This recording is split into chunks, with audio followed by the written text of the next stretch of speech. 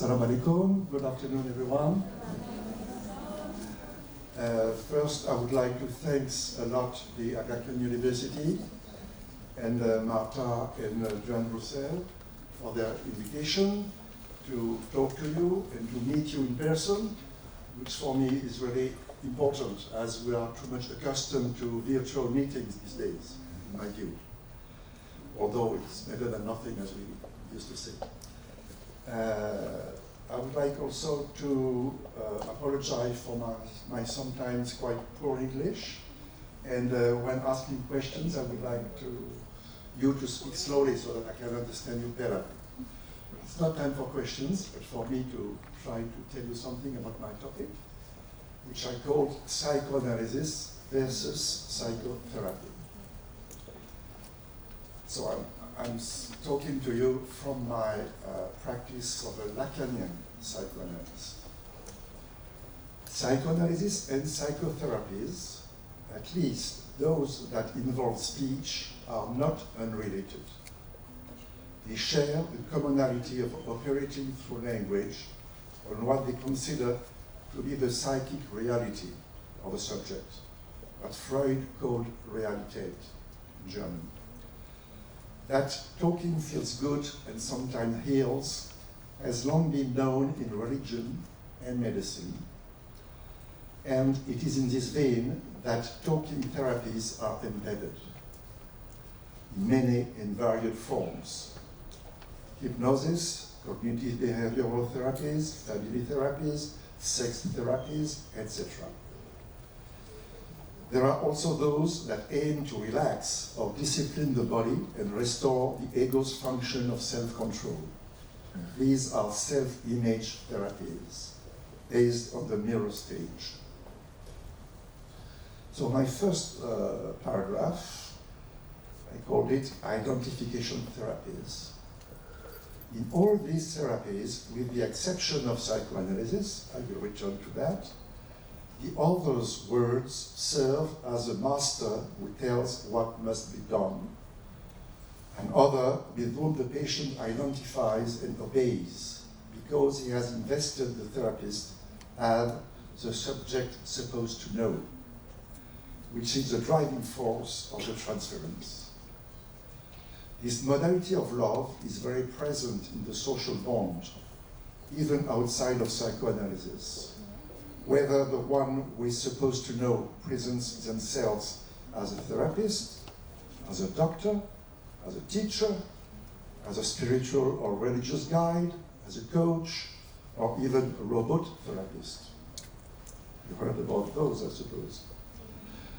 What is supposed to be therapeutic can take various names.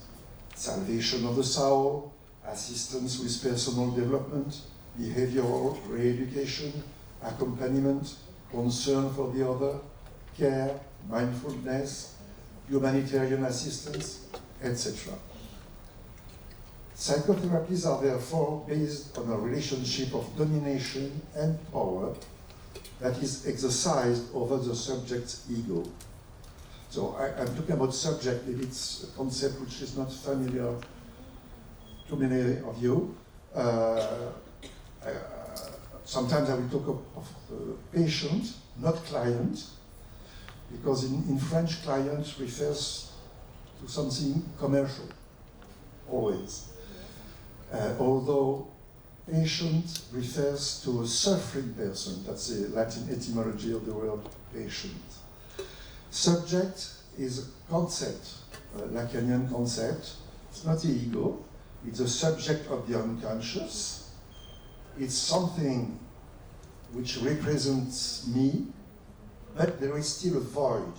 It doesn't represent me, the whole of me. There is always a void in it. So that's why I'm talking about subject.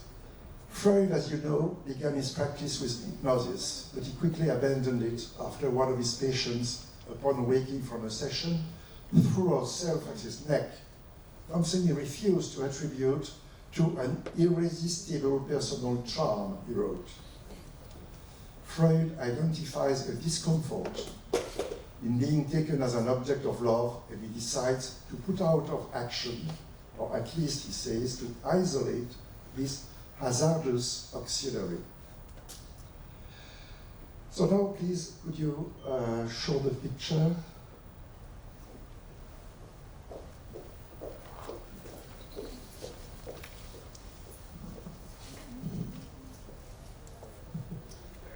So, this morning, Aga Khan has been showing us beautiful flowers, pomegranate, night jasmine. So I will introduce you with another type of flower. Maybe.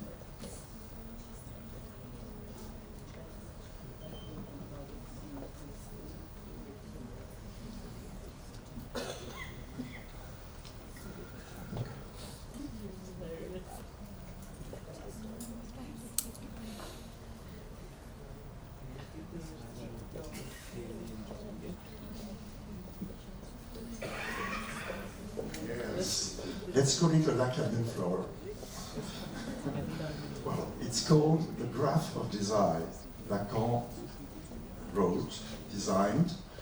Lacan was a logician, so he tried all the time to introduce these concepts through formulas called mathems and through graphics like this graph of desire. So I will not comment on in detail, but just I would like you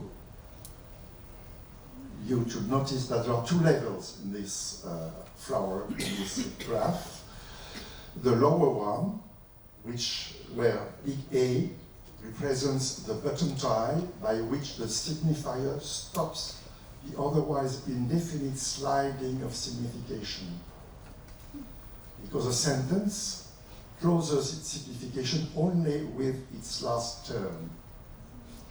So maybe if you want later on I could tell you more about it, but for the moment I will only say that. This is the lower part of the graph, and there is an upper part which goes to another dimension, not of signification, but the dimension of fantasy and dimension of demand. So I will come back to that. The lower level is a short circuit which is precisely the hypnosis and suggestion that is at work in psychotherapies. At this level, any word from the other that encourages to follow his advice or opinion generates effects of identification of the patient with his therapist as ideal. The identification can relate to a signifier stated by the therapist or to an imperative or a course of action to be taken. Do this, do that, let go, take care of yourself, be zen, etc., etc., which are performative statements that establish the therapist as master. However, the results of psychotherapies are not negligible, and they can even prove quite useful in situations where the subject is seeking a better adaptation to his world or to be useful to society. Indeed, the mere fact of putting oneself in a listening position, Richard was talking about listening just before, gives the therapist's words an effective power, particularly to rectify identifications. On the religious side, if I refer to my observation of therapeutic rituals in a darga, the work I've been doing in the late 80s in Karnataka, South India. The suffering subject addresses the saint or his representative, Pir or Mullah, to whom he assumes knowledge. He is a master in whom one confides, who is sometimes questioned and who responds in the name of God, declaring the patient to be possessed, who actually often already presents himself under this name, and prescribing rituals. During trances of dispossession, the entourage of the possessed person can be witness and listener of singular words that emerge in the middle of prayers or ritual words, naming the possessing spirit, or even of a person at the origin of witchcraft, or even enunciation of a fault committed. Lacan questioned on the difference between psychotherapy and psychoanalysis in a famous paper called Television, which is available in English on the net. It's an interview, actually. So he recognizes the effectiveness of psychotherapy, and he first emphasizes that throughout time, medicine, using words, has hit the bullseye. And that, in order to work, the practice doesn't have to be elucidated.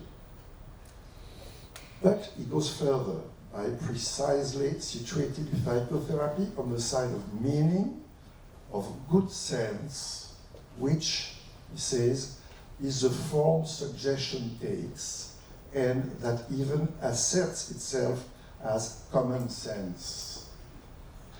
Then he issues this warning: psychotherapy in any form breaks down. Not that it doesn't do some good, but it's a good that is a return to what's worse. End of quotation. Terrible. What is this worst?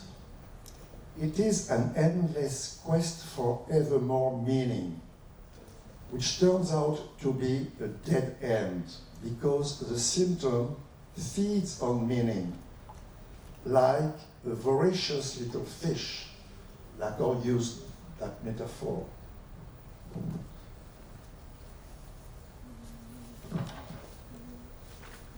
Psychotherapy doesn't take into account that meaning.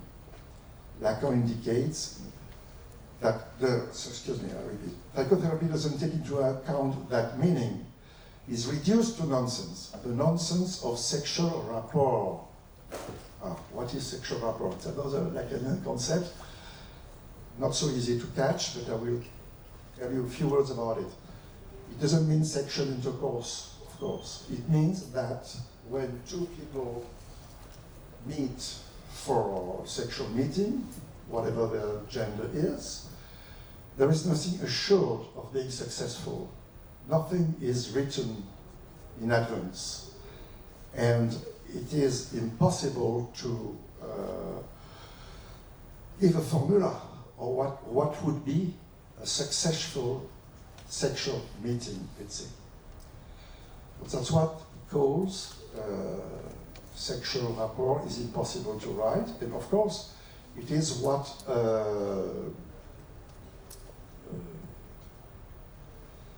what do you call that in English? Dating sites try to cope with that. They try to let people think that it's possible to get the right formula to meet another person. Okay? And there are many items to try to reach that aim, but of course it fails, more or less. Unfortunately, there is always a dimension of the contingency, which is at stake when two people meet, whether it is on a dating site or in the street or at work or at university, wherever it is. So this nonsense of sexual rapport, he adds, has always been evident in the sayings of love. Freud, having renounced hypnosis, had already constantly opposed suggestion to psychoanalysis, and he had this eloquent formula. Suggestion, like painting, operates by adding meaning. In Italian, per via di cuore. While psychoanalysis operates like sculpture, by subtraction, per via di levare. If we easily blame the worst on others, who are always supposed to be worse than us, what can we say about the good? Who cannot recognize themselves in this at some point? So much does the ego like to adorn itself with this idea of doing good, or even of doing good for others. Freud, in his time, denounced the desire to heal as fury, furor sanendi in Latin, in his words. And Lacan invites us to be wary when we think we like a patient and have hopes or expectations for them, which betrays an identification with the patient. My second point is refusing to be a master. The analyst, the one who takes responsibility for occupying his function, renounces the power of suggestion. Jacques-Alain Miller, Lacan's son-in-law, who is responsible for editing his seminars and who taught Lacanian-oriented courses for decades, specifies that the strength of analytic discourse stems from everything the analyst does not do. He does not use all the means he could. Suggestion, the push to identification, and he says, I quote him, it is this very abstention that is the analyst's desire, and which opens a path beyond, end of quote. It is through this refusal to be a master that the analyst can allow the subject to access another level to which corresponds the higher circuit of the graph of desire.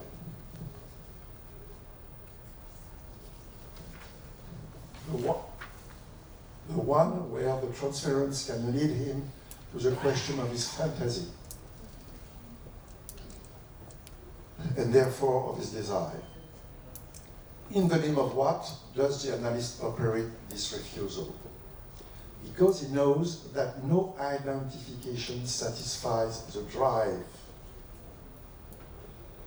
That is to say, that libidinal satisfaction escapes identification.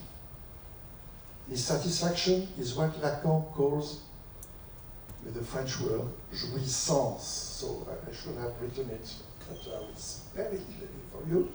Jouissance, G-O-U-I-S-S-A-N-C-E,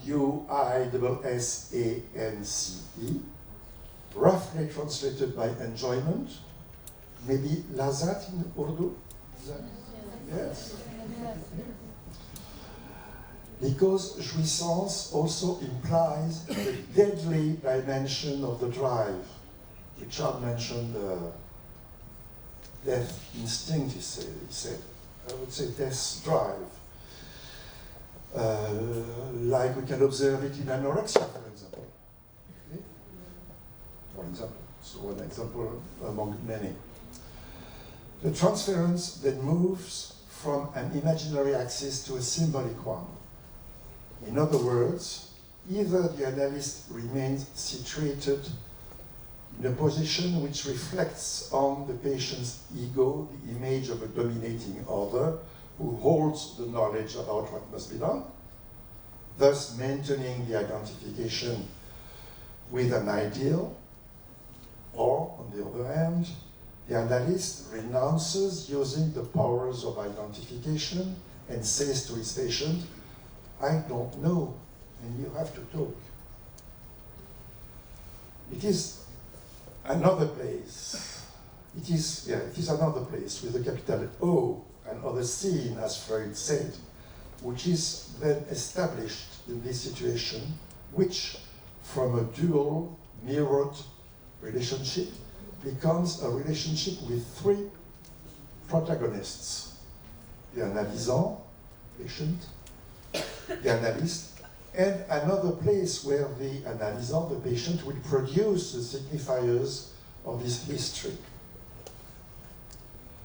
The subject can thus detach from the imaginary plane, from the plane of identifications, so that, Miller tells us, he will be able to subjectivize his alienation to the signifiers beyond the figure of his analyst, beyond the figure of an imaginary master.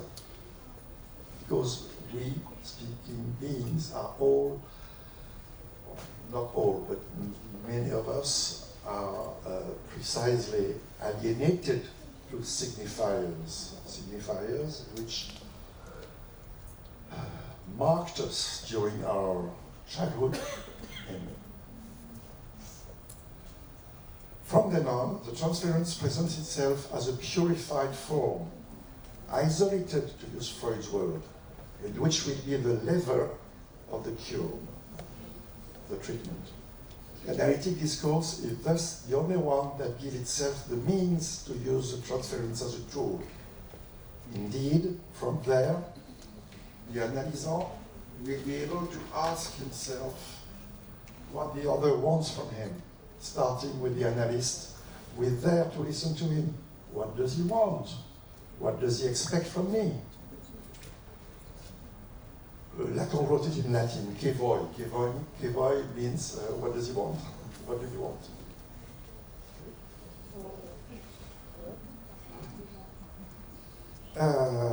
And thus ask himself the question of his own desire. The analyst is thus the gatekeeper of the unconscious, says Miller, the one who opens or not the door of analysis, which leads to the level where fantasy can be constructed with an effect of truth for the analysant, a level where desire can be caught, and where the question of jouissance, the drive, can be treated. Fantasy, truth, and jouissance being abnormal elements in relation to collective reality, elements which remain veiled or are denied by all master figures, including psychotherapists. But, of course, it's completely veiled in the political discourse, for example. You don't pay attention at all to that, although they should. Psychoanalysis doesn't involve any search for normalization, particularly sexual or familial, nor re-education of behavior, nor rectification of thought or affects. Also, from the master's point of view, the operation is a failure. There is no reordering of ideals and common identifications. Analysis is not limited to the discovery of a hidden meaning. It aims to isolate what Freud called the mystical element, which we identify as a drive object, the object of jouissance, that Lacan called object little a, this object which is the subject's partner in his fantasy. For example, I'll give an example of a fantasy quite common. Being eaten by others. If I say that, maybe it looks common, but it takes months or years for a patient to make out that this is his fantasy, being eaten by others. The object A being then the oral one. It is therefore a question under transference of questioning the jouissance which is at stake in the symptom, and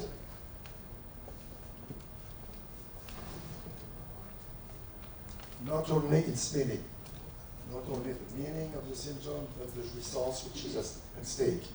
That is to say, of questioning the status of the symptom as real.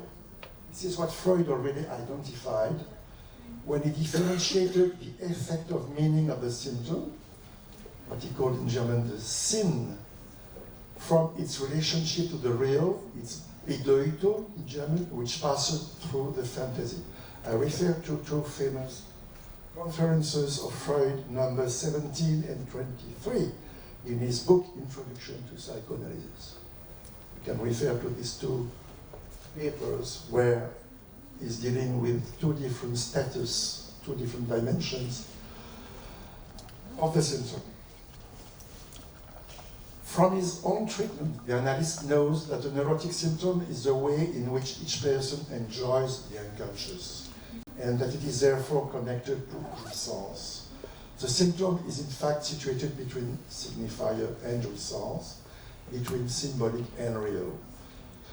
On the one hand, it is metaphor, an envelope that can be the object of deciphering, and on the other, it is jouissance, closely related to fantasy, which has an impact on the formation of the symptom.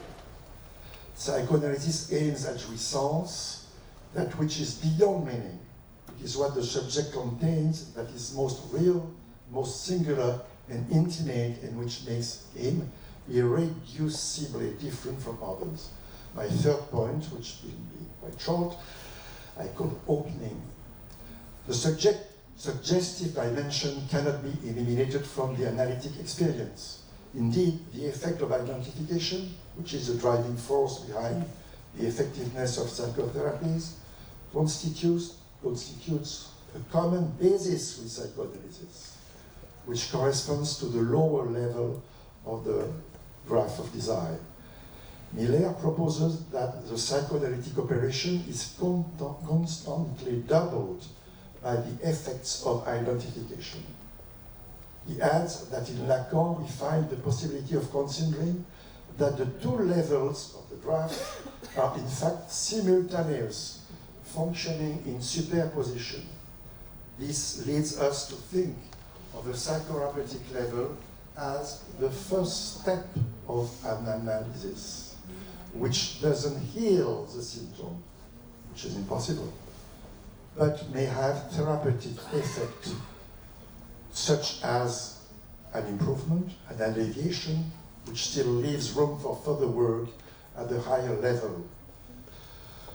The practice of applied psychoanalysis, I will talk to you about tomorrow, is based on this principle. Each treatment, even each session, involves its share of deciphering, and the effects of identification are also present. Furthermore, it also happens in the register of psychosis, a register we meet very frequently, that the analyst must even have recourse to this power to offer himself as a fixed, invariable point to the psychotic. Psychoanalysis reinvents itself every day. It is the analyst's duty to ensure that his practice is oriented not by meaning, even if it is good, but by the real being the positive name for the non-meaning that manifests itself as something impossible to say, but something patients need during their analysis, the impossible to say. Psychoanalysis allows us to encounter the dimension of the impossible, where psychotherapies maintain the illusion of the purity of feelings, of everything is possible, of happiness, harmony, etc. This is not a guarantee of effectiveness, but an ethical necessity, which the necessary supervision of practice must verify. Indeed, saying no to psychotherapy in no way guarantees the analyst's practice, and what we can expect from an analyst is to know when words do no good at all to the patient. The impossible to say that psychoanalysis and transference contain is an insurmountable real, the whole at the heart of the other of knowledge, which is unbearable for the master who intends to produce ever more knowledge. From this knowledge, he also expects to produce jouissance, and this is all the more so since the master is invested with capitalist zeal. We'll talk about capitalism tomorrow. My last sentence, while what is therapeutic in the analytic operation is desire, particularly against anxiety, psychoanalysis is paradoxically a therapy that doesn't lead to well-being. The desire that can be discovered there is not a promise of happiness, but rather of disturbance, of change towards something new. Thank you.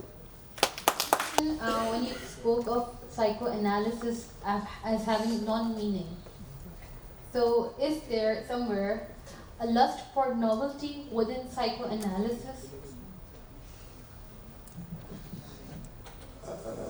Psychoanalysis, Lacan psychoanalysis at least, aims to reach the non-meaning dimension. That doesn't mean, I can say so, that we don't deal with meaning. Of course we do. The two levels are active, and the process of interpreting, of deciphering, interpreting a dream, etc., is at stake, of course, but meaning is there. But not only meaning, precisely. I don't want to focus only on meaning, but to focus on the other dimension, which is beyond meaning, what we call jouissance, or a real dimension, which represents something impossible to say. It's not a question of inhibition, because a patient may arrive and be inhibited and say, it's impossible for me to tell you something about my childhood or whatever. No, it's not that. It's something patient may reach after a long time of analysis, a long time of talking. There is a dimension which is beyond any meaning. So it's difficult to catch, of course, because there is no name for that. But precisely, we try to reach and focus and highlight this dimension of the impossible. And not only the dimension of impotency, let's say. Because impotency, it's what the neurotics experience all the time. They say, I'm not able to do this, I'm not able to do that. Okay? So after some time, they may reach the point where they make out that there is not only something which is difficult to reach, but something which is impossible not to reach, but to conceive, to formulate.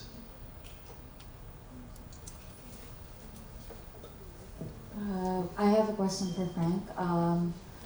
When you talk about the emphasis of the impossible in psychoanalysis, and when you compare it to psychotherapy is a lot more, comes across at least, is a lot more palatable than psychoanalysis, because psychotherapy, as far as I understood it, would not centralize the impossible as psychoanalysis would.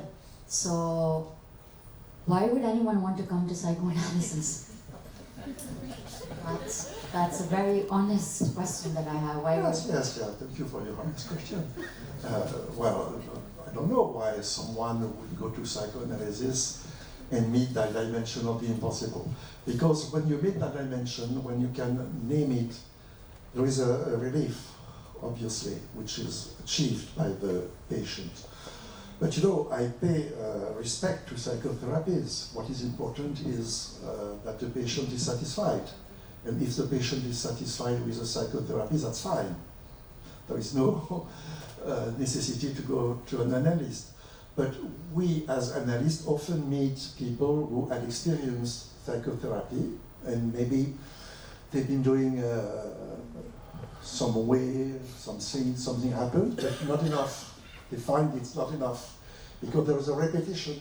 Repetition is the main manifestation of jouissance and of a symptom. When you repeat always the same thing while meeting a partner or in your work with your hierarchy or something like that. So repetition may indicate to someone that it's time maybe to try to understand why there is this repetition and go to meet an analyst. Well, that's one way. And I will also add something. You mentioned, excuse me, I don't remember your name. Carol. You mentioned analysts who provide free treatments, free analytic treatments, isn't it, in UK? We do the same. We do the same, and we'll talk about it tomorrow longer, but we do the same for short period of times, 4 months' time. We are benevolent, and the patient doesn't pay anything. And it is a way to meet people or treat people who would never have an access to psychoanalysis otherwise, because they imagine it's too intellectual, because they imagine it's too expensive, etc., etc., etc. So there, they go, they meet an analyst, and they're doing a bit of an analysis. Let's say it's not an analysis as such, but well, something like that. I don't know if I answered your question, but that's what I say. Hi. I had a question, sorry, yeah. I had a question for you, Dr. Rollier, but it may be also one Dr. Mizin would like to answer. I'm quite interested in British modernism, so I'm very interested in the time that Freud was writing.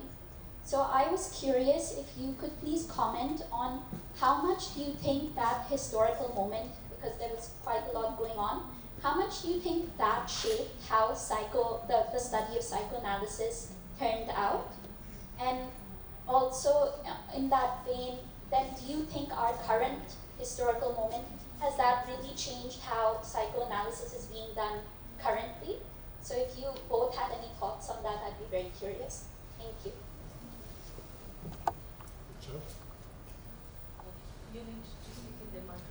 Richard, if you want to answer first. I find myself wanting to sort of reverse the question really, and what you think about that. I mean, the criticism of psychoanalysis is that it is culturally bound, and that it's the product of a moment in time, and that's reflected. That continues to be reflected. And there are lots of the central tenets of psychoanalysis. You know, how do that transfer into other historical periods, into other cultures? What do you think about them?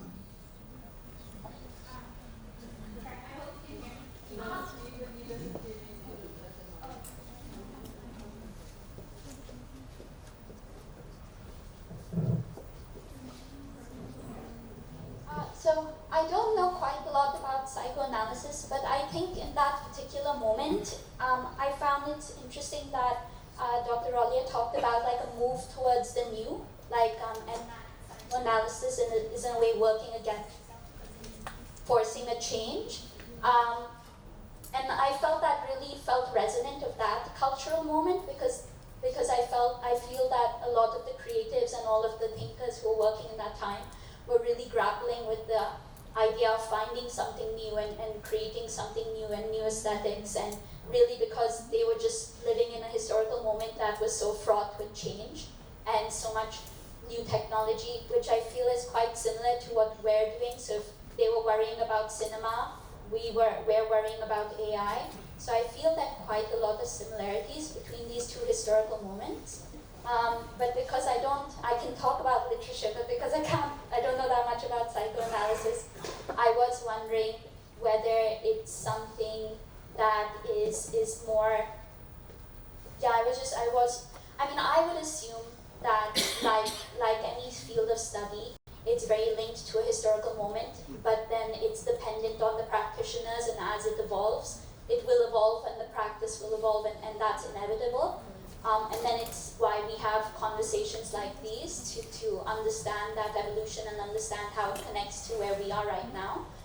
But it's also equally important to maintain a connection with the historical moment when something was created. That's my practice. Like, I think if we don't pay attention to the moment where something was created, we can't really understand our current moment that well either if we work in, which I think most of us don't do that. At least if people are, speaking from a literary perspective, if you're working with historical methodologies, you're not usually doing that. So I'm afraid I can only answer it from a literary perspective, but that's my thoughts. Thank you.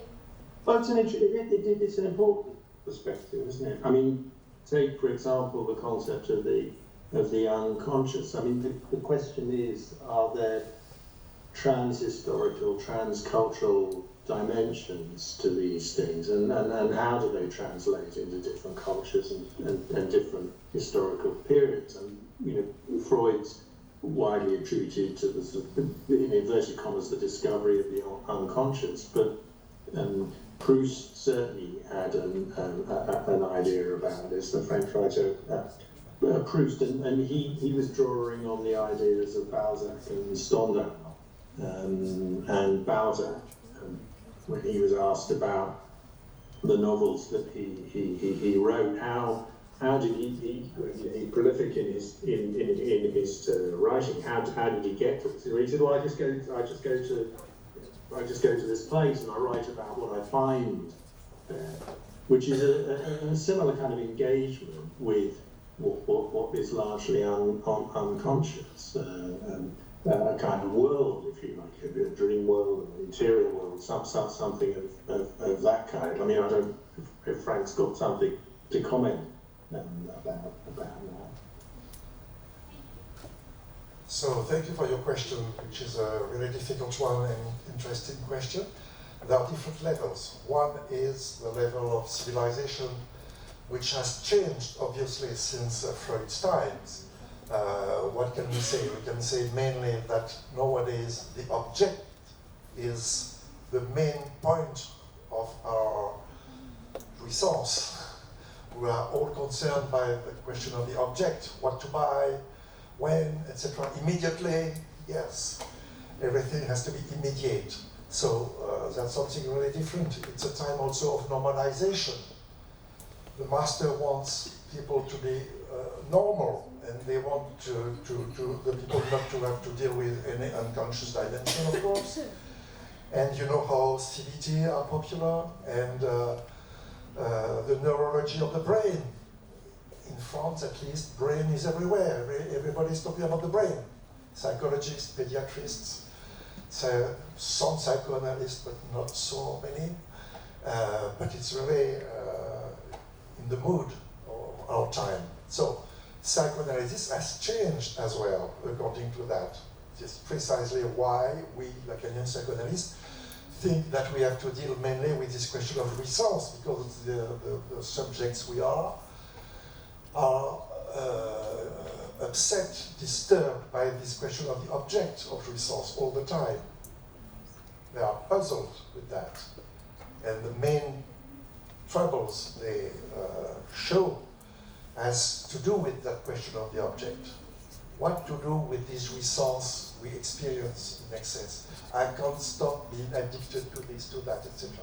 That's the main point for teenagers when they come to meet us, for example. That was not the case 50 or 50 years ago or a century ago.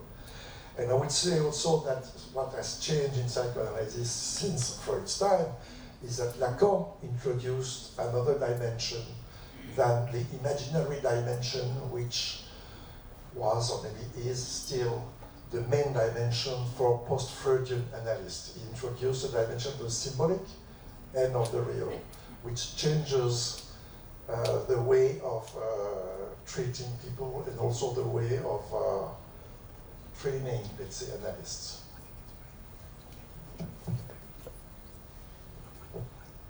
Hello. Hi, I'm Adishpa. I'm a second year clinical psychology student in Jacques-Alain University.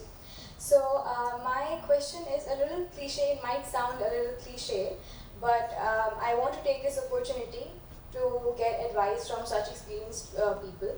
So I want to ask if someone, like a student like me, is looking forward to be a psychoanalyst in next 5 to 10 years, what would you advise them? And that's a question to both of you. Oh, it's really easy to answer. I would advise you to go into analysis. That's all. That's all.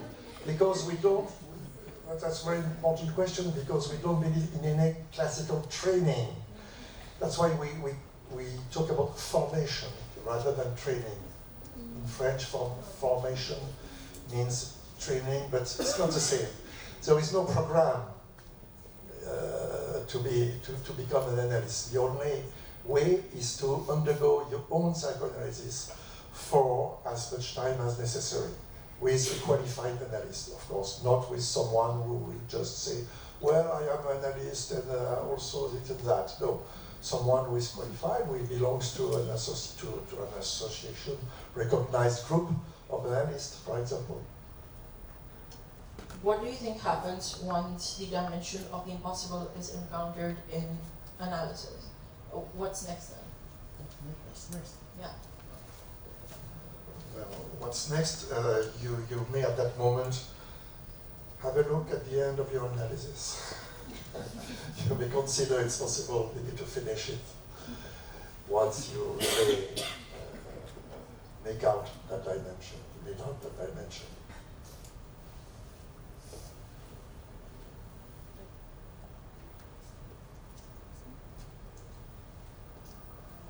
My question is Dr. Frank.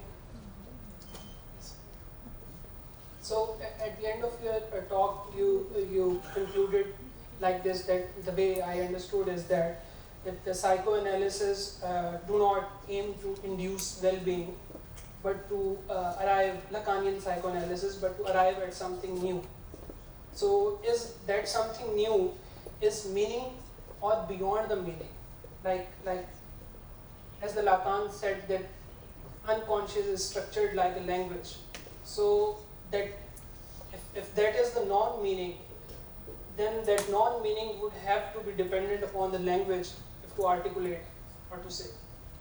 No, yes, thank you for the question. Something new doesn't mean something out of meaning.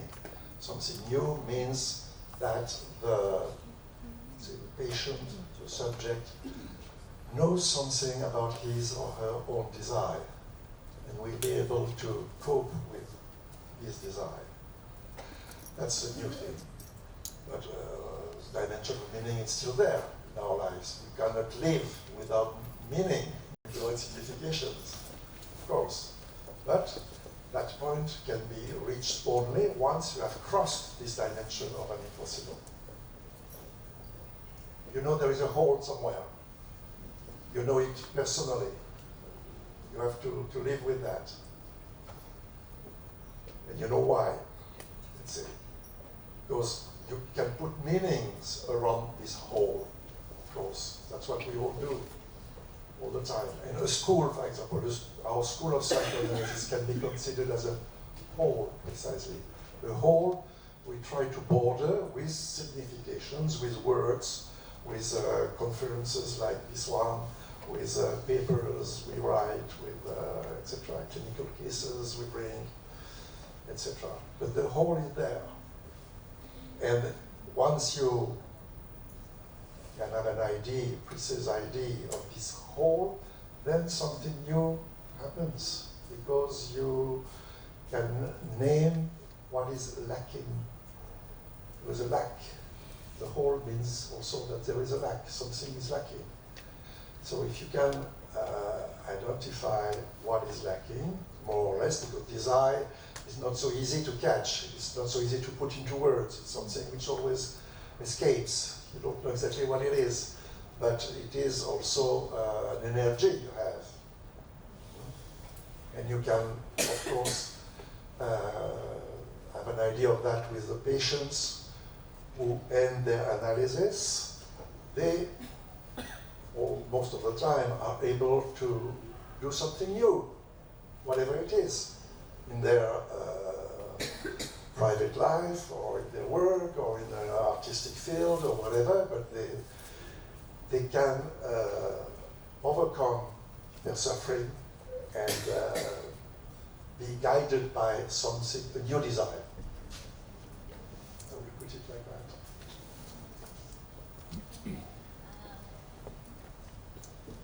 Okay, this would be a question to both of you.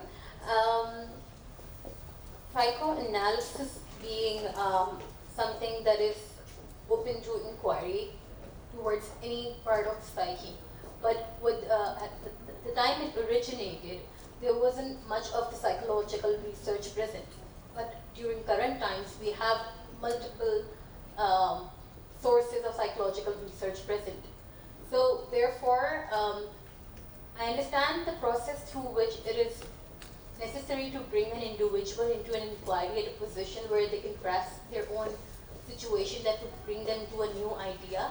But at the same time, sometimes the research is already available, which we can bring into the room, which can shorten the process of this whole analytical process and reach that new place within the psyche far quicker than the time it takes to reach it by pure analysis. Yes, it's true. Analysis requires a lot of time. Although, except if we talk about what I will talk about tomorrow,